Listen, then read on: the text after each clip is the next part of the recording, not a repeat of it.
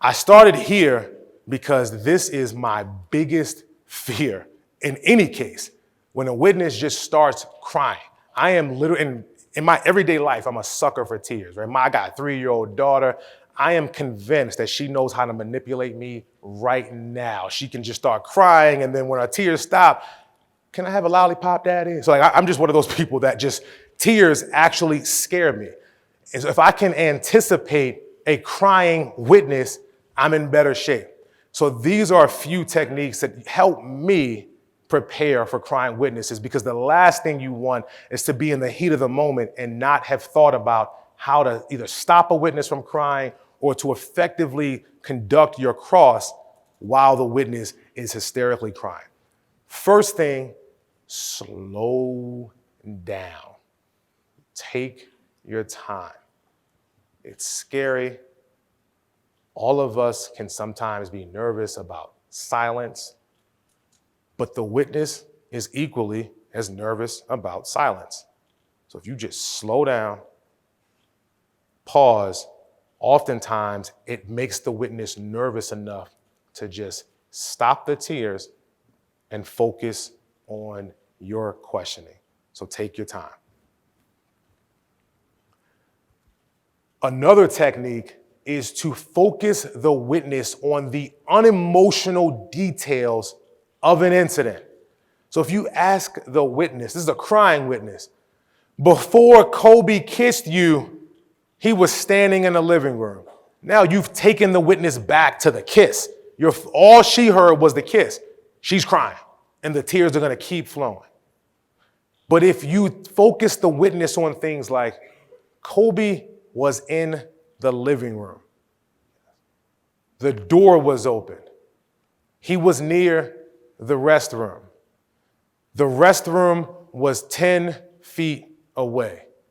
So instead of loading into your questions the emotionally charged aspects of the incident, take those aspects out of the questions and focus the witness on everything else that is unemotional.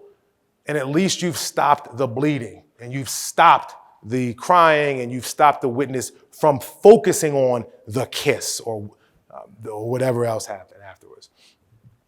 Focus the witness on things like exact dates. Witnesses are always nervous that wily defense attorneys are trying to trip them up. And so you went to the 14th Street Lounge. You went to the 14th Street Lounge on July 2nd, 2018. When you start making the witness think of exact dates, I don't know if it was July 2nd. I know it was early July. It was close to the holiday. I don't know. But it was 4:25 when you first got a phone call from Jason. Yes. The time is another important detail, or another detail that focuses the witness on something other than the incident itself. Distances, measurements, many people are just terrible with how far away something is. Sir, I think that you are 30 feet away, but candidly, I don't know. I don't have a clue. But if you're focusing the witness, if you're asking the witness, when you first saw Kobe that night, he was 30 feet away from you. I don't know. I mean, the witness may or may not know the answer, but what you're doing is you're stopping the bleeding. The witness is now focusing on something other than the tears, other than the incident. Addresses. People can't remember addresses for some reason. You were at the 14th Street Lounge, which is located at 1409 K Street Northwest. I mean, I think so. It's on K Street. I know. But you're stopping the bleeding. It is accepted now that children can be manipulated and that the reliability of their information can be negatively affected by interviewer bias and questions. So, using suggestive questions, telling the witness what other people said, expressing doubt in the child's answer if it's not the one they're looking for. Now, this is really hard to hear, but watch the body language. And your mom, you know what your mom told me? You don't know? Well, Your mom said she was pretty upset with Hannah because you guys weren't cleaning your room or something like that, or you guys were messing around. Is that true? No? Well, was she mad at you though? No? Yes. She was mad? Because that's what she said. She said she was upset with you guys. Okay, so this cop is trying to find out if this girl's mom was mad at her and her sister for not cleaning the room, and I think it involves abuse against the other child. So what he does is he says, your mom told me that she was mad at you and Hannah because you weren't cleaning your room. Is that true? No.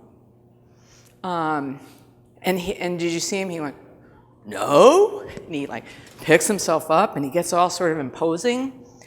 And then she says, no, we were. Well, was your mom mad at you? No. No? Yes? I mean, he has no interest in what really happened here. And police officers really do use the read technique with children, whether or not they've been forensically trained. So, like I said, they're a gift. When you have a cop, you're going to want to go through with the police officer all the different ways in which his authority was displayed to the child so that he or she knew that they better, cough up or they'd be in trouble. And what are the assumptions informed by? The dispatch, the 911, crime statistics in the area, whether it's a high crime area, policies, their supervision, right? That's where that comes from. There was a study that was done, and I loved this study, and it was the officers in it were put in a simulator, and they were told that they had to go to a scene and the suspect had a gun. And then they were kind of put in a situation where they sort of had to shoot. 62% of the officers who were told the suspect had a gun fired. 28% of the control group that were told nothing about whether or not the suspect was carrying something fired. But here is the statistic that I found really interesting. 6% of those told the suspect was talking on the phone fired, right? So what they're told about what is going on is going to inform their perspective. So how does that help us? What about the high crime area? I don't know what this guy is doing or why there's a high crime area in the bushes, right? But there's a high crime area. So there's a wonderful attorney in our office who's working with Professor Fagan, who you heard about yesterday in Allison's talk, on we're trying to attack high crime area in New Jersey. This whole idea that any cop testifying actually knows what he's saying when he says high crime area. And I was consulting with Tamara because she worked with Professor Fagan. She's smart. She went to Yale. She's one of these super smart appellate lawyers. And she said, I'm going to give you tips on how to make the record that we need for high crime area. I said, oh, shoot, right, I'm ready. I'm going to write it down. She said, you need to ask questions in a couple categories. I was like, okay. What is high? What is crime? What is area? And I was like, they gave you a degree from Yale for that? Like, really? But what does she mean? In order to be high, there has to be a baseline. Higher than what? The precinct next door? The town next door? The state? How does the officer even know that? The type and nature of the crime in the question, so the crime itself, right?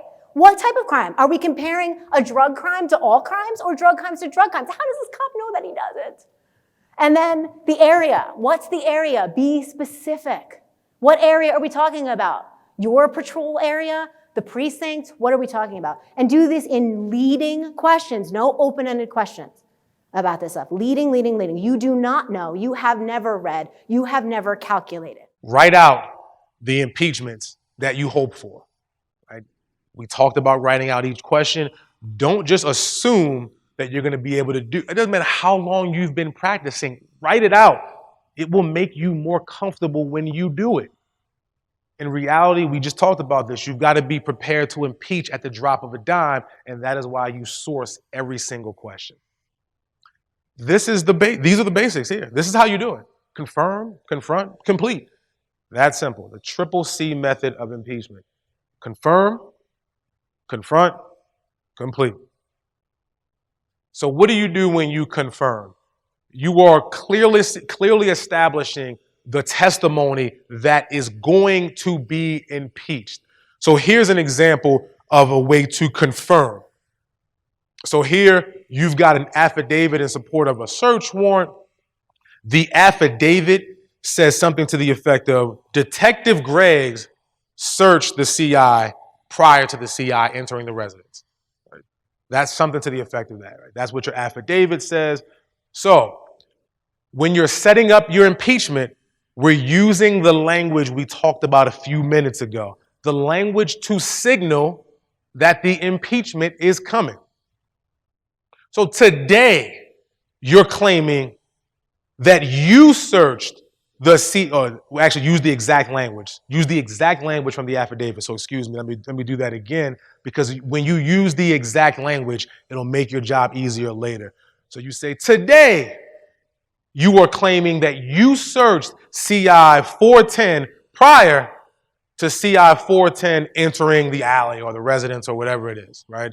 So today you're claiming, and that language, usually that's a wasted words, usually, but you're signaling that an impeachment is coming.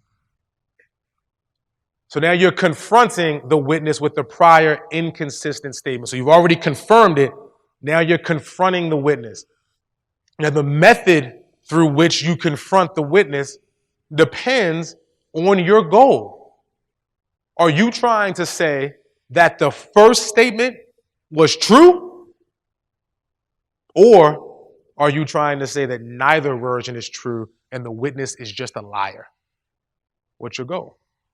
Those are two different goals. You have to know the goal prior to you starting the impeachment. That's why you need to write it out word for word. If you haven't written it out, you're going to be trying to do this on the fly. So you've already confirmed. Now you are confronting, and the method through which you confront depends on your goal. The judge kept saying to me, Ms. Tevet, GPS, DNA, ballistics, what does it matter? He confessed, I'm a burglar, not a murderer. And I said, all of these things matter. They matter to the jury getting the full picture, but it really matters to my client that we understand and we can present to the jury what exactly was going on there. And so my last words, I think from both we speak together, is that never assume that the government's expert is correct in their opinions. Never assume that their demonstratives are accurate, are honest, or complete. Have the defense expert review the proposed testimony of the government witness. Have the defense expert review the government's demonstratives. Collaborate effectively. Work together to represent your client in the most effective way. We as defense lawyers must learn. We must hire good experts. We must get what we need, ask for more, challenge, educate the fact finder, think about future cases and litigation, give my expert latitude, that's cute, isn't it? To collaborate meaningfully, and so that we can have this working relationship. It has been such a pleasure working with Chris Wells on, we had these two murder cases. He testified on, for cell phones, tower information in the my last murder case.